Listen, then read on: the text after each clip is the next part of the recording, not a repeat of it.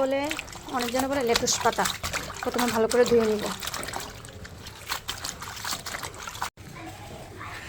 Lettuce পাতাগুলো কুচি কুচি করে কেটে নিছি। এখন দিয়ে দিব পেঁয়াজ,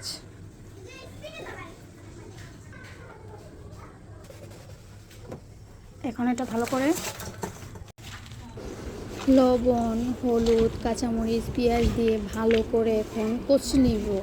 মানে যত ভালো করে কষলাবো তত এটা নরম হবে। চাউলের গুঁড়ি দিয়ে ভালো করে কষলে, এগুলোকে নরম করে নিলে তারপর ভাজতে সুবিধা হবে, নাহলে মানে আটা ধরবে না। ভালো করে কষলে নিব। কড়াইতে গরম তেল নিয়ে ভালো করে তেলটাকে গরম করে এরপর আস্তে আস্তে করে সুন্দর করে এগুলো ভেজে নিব। লাল লাল করে ভেজে নিলে হয়ে যাবে।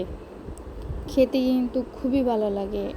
আপনারা বাসায় একবার হলো ট্রাই করবেন এটা খেতে কেমন লাগে।